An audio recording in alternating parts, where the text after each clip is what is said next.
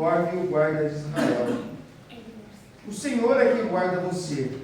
O Senhor é a sua sombra à sua direita. De dia não lhe fará mal o sol, nem de noite a lua. O Senhor guardará você de todo mal, guardará a sua alma. O Senhor guardará a sua saída e a sua entrada, desde agora e para sempre. Amém? Nosso amado irmão Tiago já orou, e eu quero meditar então com este título, tá? O cuidado permanente de Deus. Na minha Bíblia, Nova Almeida Atualizada, diz assim o título, né, que não é inspirado: Deus é o nosso protetor. E de fato Ele é o nosso protetor. Talvez, se eu indo já para a conclusão, nós iríamos falar: poxa, Deus é o nosso protetor. Deus é aquele que nos guarda.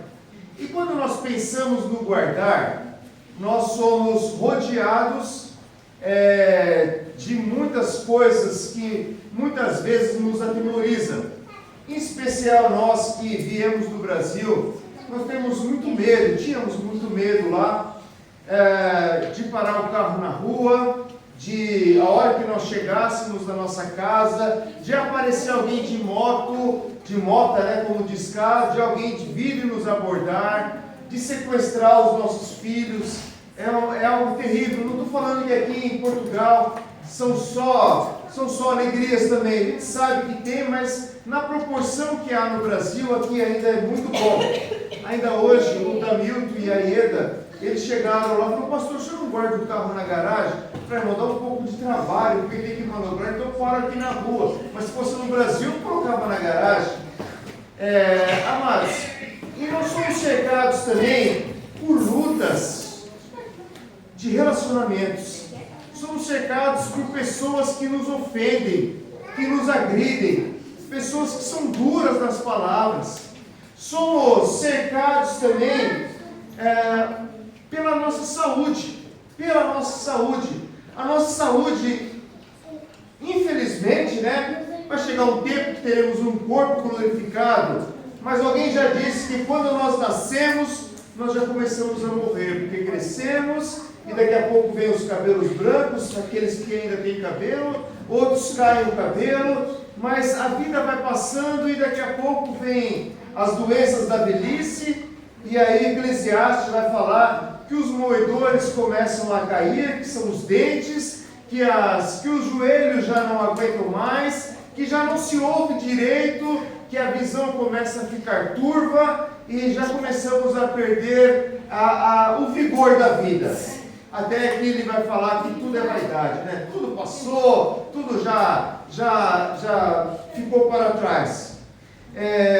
Mas isso tudo faz parte das nossas vidas. E nós muitas vezes nos vemos nos meios destas situações, e aí nós lutamos para tentar resolver. E eu creio que nós devemos sim lutar, como já foi abordado hoje, como chefe de família, para resolver as questões do nosso lar. Lutar como a mulher sábia que edifica o lar também, em dar uma palavra, em cuidar. Mas e quando vem as lutas? E quando vem as dificuldades? Cadê o Jonatas? Não veio hoje? Ontem nós tínhamos com o Jonatas e com a Rebeca. E os irmãos conhecem a história deles. Eu creio que talvez a Emanuela e o Eduardo não, alguns não. Mas foi compartilhado conosco ontem na Assembleia que eles passaram uma luta de quando o filho dele nasceu. Filho, né? A filha. Ficou internado em Coimbra, desenganada lá. Chegou a ponto de achar que ela mesmo ia falecer. E naquele momento, irmãos, eu creio que o único socorro que há nessa hora é o Senhor que é o nosso socorro bem presente na adversidade. Eu me recordo, já compartilhei com alguns, que em 98 nós não éramos cristãos ainda. E eu tive um problema de saúde, uma gripe forte, e eu lembro que eu fui ao hospital, me deram uma injeção que era de dipirona, e voltarei também. Mas aquilo me deu um choque anafilático, e eu fui parar numa UTI, eu fiquei 12 dias na UTI, e uma situação muito grave. E o médico falou para a minha família: olha, se vocês acreditam em Deus, agora é hora de exercitar a fé de vocês. é hora de clamar. E ali eu lembro que os amigos meus do serviço, as pessoas que nos rodeavam, nós todos, nós, entre aspas, eles, né? Porque eu estava num fogo induzido, eu não conseguia reagir. Mas, graças a Deus, aos poucos eu fui recuperando, e hoje estou aqui para contar meu testemunho. Então, todos nós passamos por lutas. E, amados, eu quero falar para vocês que as lutas, elas servem para fortalecer a nossa fé, elas servem muitas vezes para nós nos aproximarmos de Deus, porque muitas vezes nós só lembramos de Deus na adversidade. A Bíblia ainda vai falar, né, que melhor ir na casa onde há luto, porque ali é o fim de todas as coisas, do que ir na casa onde há banquete, porque lá ninguém se lembra, onde há festa, ninguém se lembra de Deus muitas vezes. Então, assim, as lutas nos permitem nos aproximar de Deus.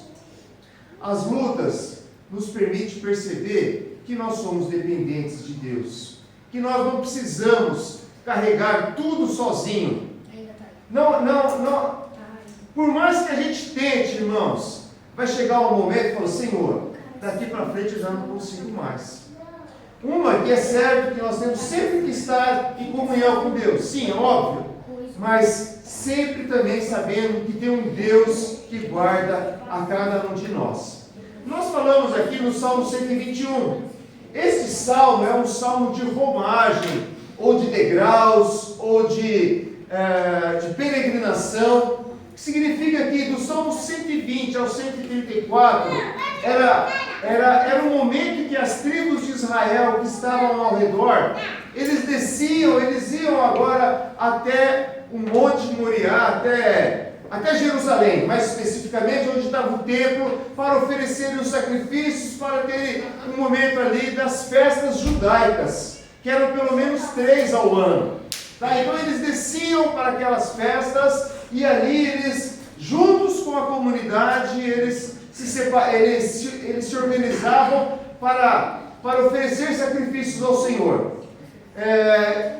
E quando eles vêm, nós olhamos, se olharmos a geografia de Israel, eu não fui pessoalmente, mas a gente sabe que a geografia lá tem muitos montes. E nesses montes, né, obviamente que há os vales também. Então eles iam por aqueles vales, e aqueles vales eram cercados de perigos. Inimigos que queriam atacar eles algumas vezes, salteadores, bandidos, mau caráter, que aproveitavam das oportunidades para saquear as caravanas que vinham em direção a Jerusalém. Além disso, havia também os animais, leões, urso, que atacavam as pessoas que muitas vezes passavam. Além disso, tinha os animais peçonhentos e tudo mais, que estavam ali naquele caminho. Em alguns momentos eles passavam por planícies, por campinas, bem tranquilas, mas tinha momentos que eles passavam em lugares onde as pedras poderiam rolar, e eles também corriam risco de vida, e eles olhavam para os montes, né? E em algum momento, eu creio que eles pensavam em tudo isso: de onde me virá o socorro? Alguns entendem também que esse olhar para o monte seria para olhar para o monte onde está o templo. Ali eles olhavam para o monte, e eles fazem uma pergunta retórica: de onde me virá o socorro? E ele fala: o meu socorro vem do Senhor que fez os céus e a terra. Quem pode nos ajudar? Quem pode nos ajudar? Eu não sei como é que nós chegamos aqui nesta manhã hoje. Cada um tem uma história, cada um tem uma luta. Eu acredito, irmãos, e a Bíblia é bem clara nisso, que nós temos aflições neste mundo. Hoje talvez você não esteja passando por nenhuma luta, mas mais cedo ou mais tarde nós iremos passar. Se nós franqueássemos aqui alguma luta que vocês passaram, eu creio que todos nós temos uma lembrança, né, das dificuldades que nós já passamos. Por sinal, nós temos muito mais facilidades de lembrar das lutas do que nos lembrarmos das bênçãos que o Senhor tem depositado sobre a nossa vida. Mas o fato é que muitas vezes nós também nos esquecemos de quem nos ajudou.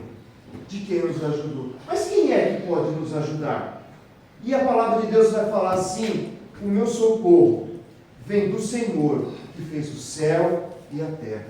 Não é qualquer socorro, meus amados irmãos. Nós somos cercados, de perigos. De perigos. Alguém já disse, numa ilustração, que certa ocasião uma pessoa estava numa sala, vamos pensar como essa. De um lado havia um leão feroz, de um outro um urso feroz, uma serpente feroz e um outro um animal. Me ajudem, um animal feroz, um tigre, pronto. Está ali leão, tigre. E ali a pessoa olha para todos os lados. E agora? Para onde que eu vou? Para onde que eu vou? E eu creio que muitas vezes é assim que nós nos encontramos no mundo. Olhamos para todos os lados e não encontramos solução. Aí alguém vai lá e tira o urso daquele lugar. Agora eu já posso pelo menos me ancorar aqui e olhar que ainda há esperança para eu tentar me defender de alguma forma. E eu creio, meus amados, que nós temos o Senhor que está ao nosso favor. E esses males que estão ao nosso redor, querendo destruir a sua família, destruir a sua vida, tirar você da presença do Senhor, o Senhor já venceu todos.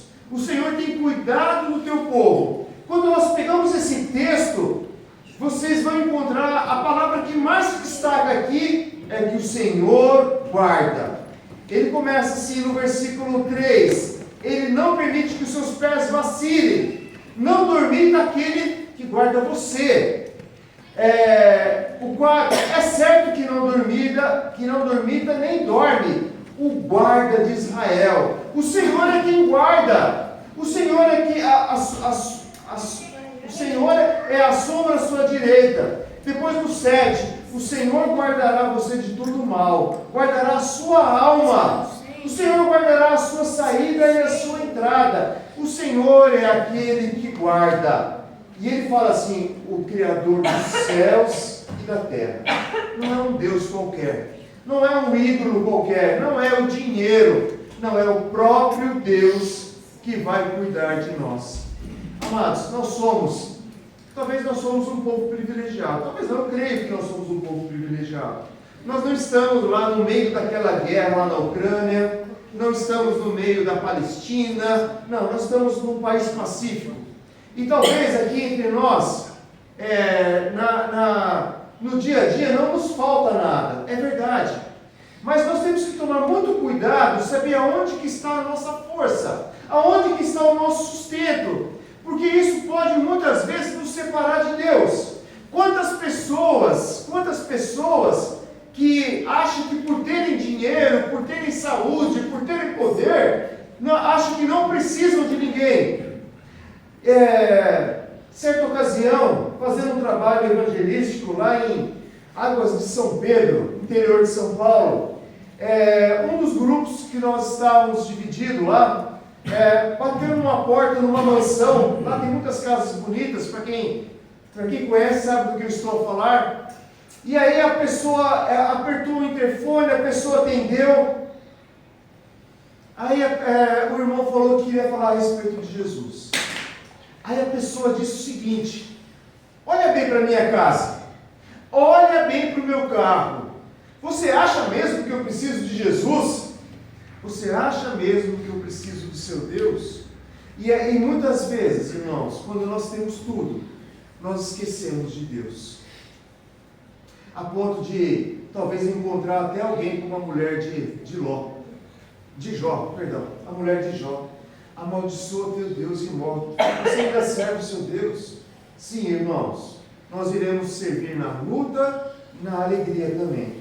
Paulo vai falar assim: olha, eu sei o que é passar necessidade, eu sei o que é passar fome, eu sei o que é ter fartura na mesa também, eu sei o que é ter uma mesa com queijo, com bacalhau, com vinho, com pão, eu sei o que é tudo isso, mas eu sei o que é passar necessidade. Mas ele fala assim: tudo posso naquele que me fortalece. Então quem pode nos ajudar? O Senhor, que fez os céus e a terra. como foi citado Gênesis 1, que ele criou cada detalhe e ele falou que tudo era bom. E chegou no último dia, no último versículo de Gênesis 1, ele fala assim que toda a criação era muito boa. Então ele tem cuidado de nós, ele é o mantenedor do povo, da natureza, da nossa existência. E eu quero ainda pensar um pouco mais com vocês. O Senhor não é aquele que dormita. O que é esse dormitar? É o cochilar. É o cochilar, é aquele que... aquelas pessoas, quando o pastor começa a falar muitas vezes, e começa uma voz, a voz do pastor é como uma canção de ninar às vezes. E as pessoas vão se entregando. Não. O nosso Deus, ele não dorme, irmãos. Não dormita, não dá aquela pescada assim que a gente fala. Não dá aquelas cochiladas. Não vou nem olhar para os irmãos e falar, ô pastor, como é que você está? Não, o nosso Deus não, irmãos. Ele é Deus que cuida. E nós sabemos que quando há um vigilante, quando há um policial que tem essa incumbência de tomar conta, um sentinela, ele tem que fazer a obrigação dele. Se eu colocar o Éder de sentinela, o Éder não pode dormir, irmãos. Se ele começar a cochilar, uma cochilada que dá, pode acontecer uma tragédia, irmãos. Mas o Senhor não. Ele não cochila e ele não dorme. Ele não descansa. Ele tem cuidado de nós. A palavra de Deus fala que ele observa o teu povo constantemente. E ele fala assim, olha, o Senhor é a sombra à sua direita. O Senhor é a sombra. Não é isso? É aquela sombra. É mais ou menos como aqueles vídeos que a gente vê com crianças, que as crianças se assustam com a própria sombra, né? Que descobre a sombra. O Senhor tem cuidado de nós. O Salmo 23, lá no finzinho dele, o último versículo, ele fala assim, certamente que a bondade e a misericórdia me seguirão todos os dias da minha vida, e habitarei na casa do Senhor para todo sempre. A bondade e a misericórdia do Senhor nos acompanham, irmãos. É como nós andarmos e a nossa sombra, e o Senhor tem cuidado de nós. Nós sabemos, irmãos, que apesar desse mundo perverso, né, como eu disse, tem um Deus que cuida de cada um de nós, que sabe a sua aflição, que sabe a dor que você está sentindo, que sabe que você, os momentos de desilusão, os momentos de tristeza, tem um Deus que cuida de nós. Ontem eu tive, depois da assembleia ontem, eu não sei se os irmãos perceberam, chegou um jovem lá, ele conversou com o Felipe, e aí depois que os irmãos foram embora, ele quis conversar comigo. Você chegou a ver ele, Elsa? Isso. Esse jovem chegou e ele estava tão quebrantado, tão desesperado, diante das tantas lutas que eles estavam passando, irmãos, que não tem como a gente não se comover. E ele começou a derramar o coração dele. E ele só queria ser ouvido, irmãos. E eu creio que às vezes é isso. Ele não pediu ajuda financeira. Não, ele queria ser ouvido. E eu creio que tem hora que é assim que a gente precisa. Tem hora que até o nosso falar às vezes falta diante da presença de Deus. E eu creio que tem hora que só o nosso choro, o Senhor já conhece a nossa necessidade. E somente, eu falei para ele, olha, somente quem teve a experiência de servir ao Senhor, de ouvir ao Senhor, de entregar a sua vida ao Senhor, sabe exatamente o que você está sentindo. Porque ele disse que ele era convertido, ele disse que ele teve, ele já serviu ao Senhor, mas agora ele estava sozinho, trabalhava na obras, semana numa cidade, semana em outra cidade, e ele caminhava sozinho. A família estava no Brasil, mas ele queria abrir um pouco o coração dele. E nós oramos juntos. E eu falei para ele, olha irmão, isso que você está sentindo é porque você, essa vontade de falar, de clamar, é porque um dia você teve uma experiência com Jesus. O mundo aí fora vai falar que vocês são loucos, Vocês são todos loucos de acreditar em um Deus que não vemos. E eu creio que nós somos um bando de louco, né? Como diz o corintiano, né, irmãos? Porque a palavra de Deus vai falar que o Evangelho é loucura, irmãos. É loucura para aqueles que não creem. Para aqueles que não creem. Mas para nós é o poder de Deus, irmãos. Onde está o seu socorro? Quem pode me ajudar? É o Senhor. Onde está o meu socorro? Onde está aquele que pode nos ajudar? Ele está no seu coração. Ele está ao nosso redor o tempo todo. E a partir do momento que nós aceitamos Ele como Senhor da nossa vida, hoje eu posso falar: Senhor, obrigado, porque o Senhor é comigo. Obrigado, Pai, porque eu tenho certeza que o Senhor guarda. E ainda que venham o maior vale que seja, ainda que venha o maior animal, o maior inimigo, tem um Deus que cuida de nós. Eu quero falar, amada igreja, que ainda que nós venhamos a passar por lutas, lembre desta palavra: eleve os meus olhos para os montes, onde eu posso encontrar as dificuldades. Mas eu creio que mais que isso, nós devemos elevar os nossos olhos ao Senhor Jesus. Elevar os nossos olhos a Deus. De onde virá o socorro? O meu socorro vem do Senhor, que fez o céu e a terra. De dia não lhe fará mal o sol, nem de noite a lua. O que significa, irmãos? Que tanto os perigos do dia, quanto os perigos da noite, o Senhor vai guardar nós, a cada um de nós. Por isso a importância de você orar pelos seus filhos. Por isso a importância de você se entregar diante da presença do Senhor. Porque o Senhor é aquele que constantemente tem cuidado de você. Aí a pergunta que nós devemos pensar: em nós? Temos cuidado da nossa vida? Temos cuidado da nossa vida espiritual? Temos buscado a vontade de Deus? Temos buscado conhecer a Deus? Ou será que eu só vou lembrar do Senhor quando eu vou olhar para os montes? Só vou lembrar do Senhor quando eu estiver no meio de um vale? Não, irmãos. É hora de nós pararmos e termos um olhar de gratidão a Deus. Senhor, obrigado porque o Senhor protege a minha família. Cada vez que eu falo com o meu povo, né, que está em outro país, e eu vejo que tem boas notícias, Senhor, obrigado porque o Senhor tem guardado deles. Esse dia atrás eu recebi a notícia, a minha irmã está falando com a minha mãe: você quer falar para mim, né, que era para mim, que o pai passou no médico? Eu falei: puxa, o que aconteceu, né? A gente já fica com o coração angustiado. Eu falei: não, mas passou no médico para ver a visão dele, está tudo bem. O médico falou para mim, tratamento. Eu falei: obrigado, Senhor. Porque é o Deus que cuida, irmãos. É o Deus que cuida. Já imaginou? Já viram aquela ilustração, pisadas na areia? Não é isso?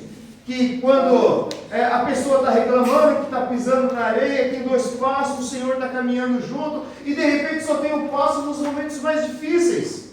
É porque o Senhor está carregando você no colo, irmão. O Senhor está conduzindo você. E tem hora que a gente não vai ter forças mesmo. Tem hora que nós vamos ter que ser que nem o Jonatas e a Rebeca. É isso, né? Senhor, olha, daqui para frente, Pai, eu fiz tudo. Levei ao médico, mas eu sei que o Senhor é o meu socorro bem presente na adversidade. Ele vai guardar. Diz que lá no Oriente Médio, naquela região, o sol é muito forte. Talvez por isso tenha tido muitos cegos que foram curados. Porque além do sol ser forte, queimar a retina, além da poeira, da falta de higiene, fazia mal, não tinha higiene adequada que nós temos hoje.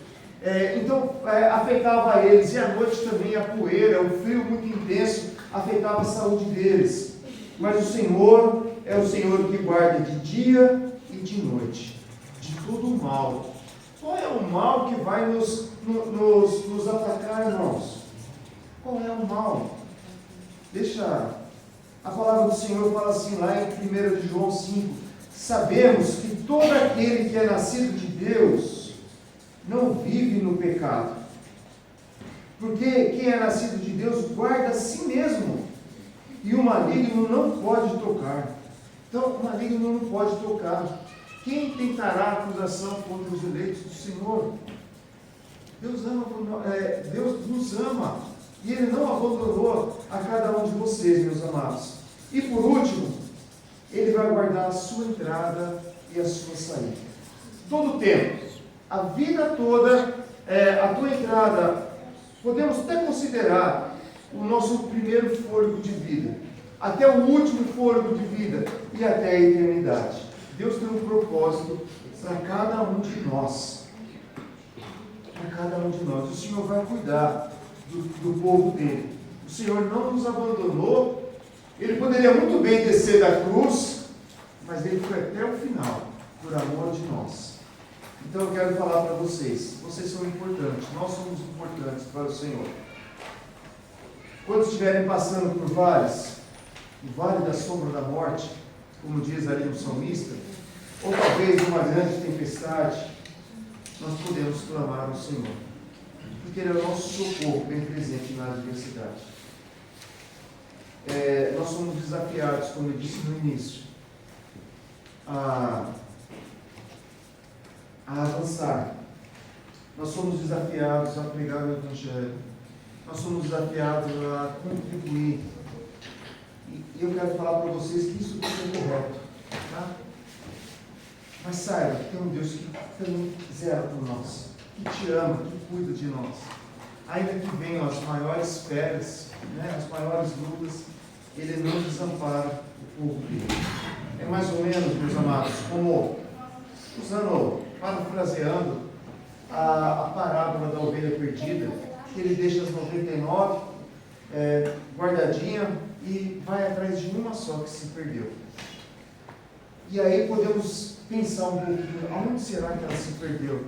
Deve estar presa numa fenda, deve estar ferida, deve ter passado vários dias, mas o pastor não desistiu. Ele não dormiu enquanto ele não resgatou aquela ovelha. E talvez quando chegou perto, ele só ouviu o bramido dela, só um gemido, talvez perto do último suspiro. Mas ele vai lá, ele pega, ele coloca no ombro, ele sara as feridas. Esse é o Deus que te ama. É o Deus que sara as nossas feridas e não desistiu de você. Por isso, meus amados, sejam fortes, sejam corajosos. Não vamos sofrer um mal que nós muitas vezes achamos que vai acontecer. Nós somos muito disso, ainda mais agora. O que vai ser amanhã? Amados, a palavra de Deus fala que para cada dia tem seu próprio mal. Vamos aprender a descansar no Senhor. E eu falo, e para concluir, eu creio que essa palavra serve para mim, irmãos. Porque eu tenho vivido dias também que muitas vezes nós ficamos tristes, ficamos abatidos, mas não destruídos, como diz a palavra do Senhor. Mas o Senhor permite que, da mesma forma que nós pregamos, que nós falamos, nós experimentarmos estes vales também. Sabe por quê? Para nós percebermos o quanto Ele cuida de nós, para percebermos que a nossa fé tem que ser provada. Para saber que a nossa fé tem que ser provada. Porque senão eu simplesmente falaria para vocês e eu não passo por lutas, mas eu sei que eu passo pelas minhas lutas também. E como diz aquele louvor, cada vez que a minha fé é provada, Ele me dá a chance de crescer um pouco mais. Que Deus abençoe as suas vidas, meus amados irmãos. Eu quero orar com você. Eu quero apresentar a vida de vocês, as nossas vidas, e dizer que vocês nós podemos confiar em Deus. Pai amado, eu não sei, Pai, exatamente como cada um chegou. Eu não sei qual é a angústia, a tristeza, quais são os perigos, ó Pai, que meus amados irmãos estão a enfrentar. E muitas vezes, Pai, nós olhamos para os montes e nós vemos perigos, ó Pai, que querem nos destruir. Seja no emprego, ó Pai, seja na escola, seja na vizinhança, seja na área da saúde, Pai, seja nos relacionamentos. Senhor, Tua palavra diz que o Senhor veio dar vida e vida em abundância. E nós clamamos, ó Pai, que o Senhor nos ajude a passar por esses vales, a passar por essas lutas, ó Pai, sabendo que o Senhor tem separado sempre o melhor para nós.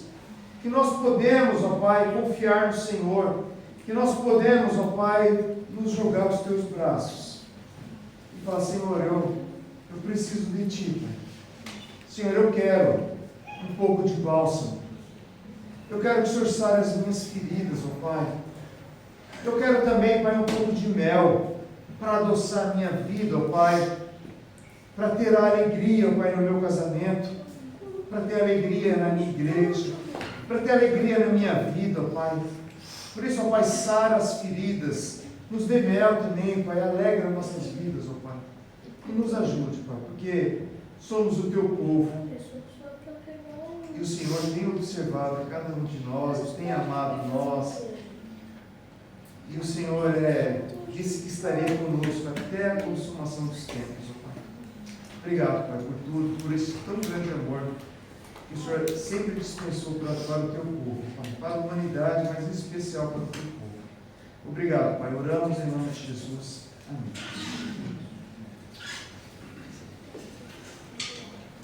Só pegar aqui a água.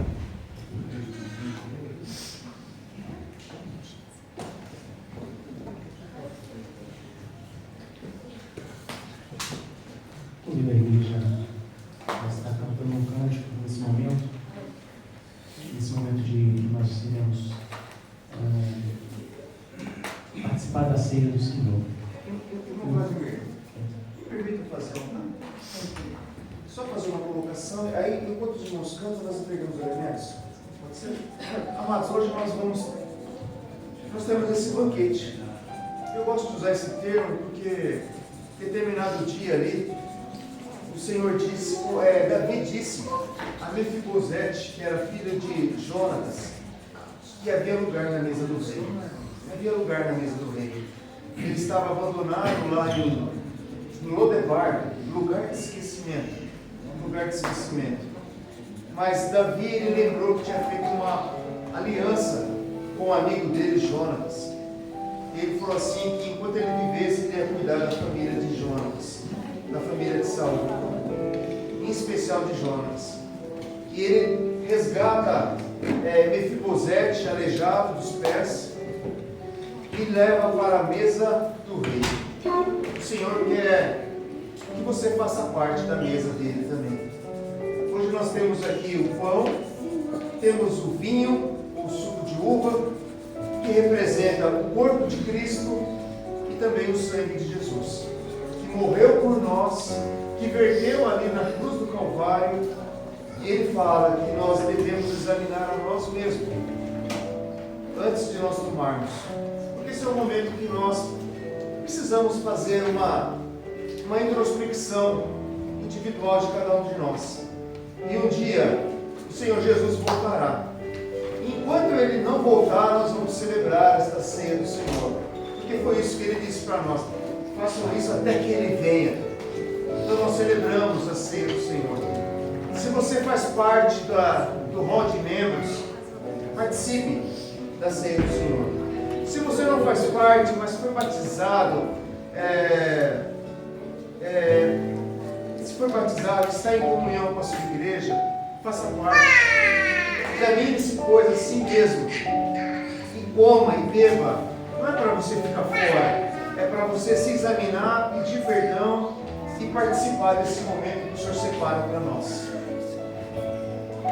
Eu vou pedir para os irmãos, enquanto canto, então, entregar os elementos da ceia. Quem vai me auxiliar?